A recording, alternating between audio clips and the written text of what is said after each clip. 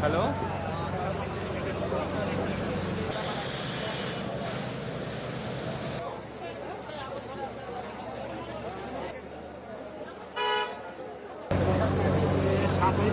Hello হ্যাঁ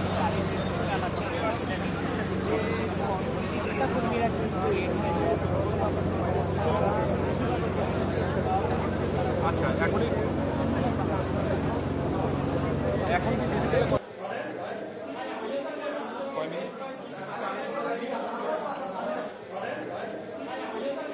কয় minute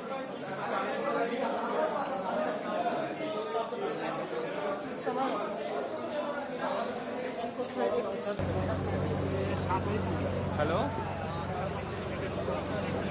হ্যাঁ কয় মিনিট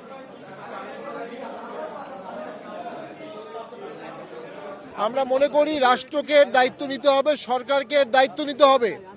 যারা মব সৃষ্টি করবে তাদের বিরুদ্ধে কোনো জুডিশিয়াল এনকোয়ারি হচ্ছে না, যারা মব করছে তাদের বিরুদ্ধে মামলাও নিচ্ছে না, তাদেরকে অ্যারেস্ট করা হচ্ছে না, অ্যারেস্টের হুমকি দেওয়া হচ্ছে যারা মবের ভিকটিম হচ্ছে। এভাবে রাষ্ট্র চলতে পারে না, এভাবে সরকার চলতে পারে না, সরকারের দায় এড়াতে পারবে না, গণ অধিকার পরিষদের দায় এড়াতে পারবে না। আমরা গণ অধিকার পরিষদের এই ধরনের সন্ত্রাসী কার্যকলাপের জন্য সন্ত্রাস বিরোধী আইনে তাদেরকে ব্যান করার দাবি জানাচ্ছি সরকারের কাছে। কারণ এই ধরনের জাতীয় পার্টি কখনো কারো অফিসে হামলা করেনি, জাতীয় পার্টি কখনো কারো অফিসে আগুন দেয়নি। যারা অফিসে আগুন দেওয়ার কর্মসূচি দেয়, যারা অফিস ঘুরিয়ে দেওয়ার কর্মসূচি দেয়, তারা কোনো রাজনৈতিক সংগঠন হতে পারে না, তারা সন্ত্রাসী সংগঠন।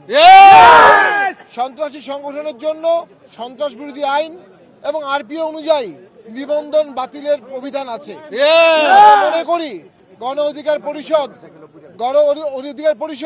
সেই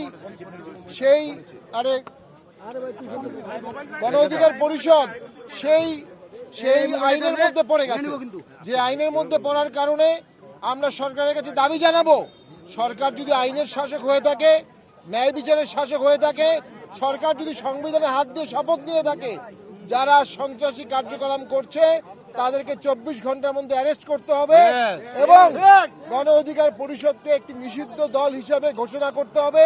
তারা বারংবার সন্ত্রাসী কাজ করছে।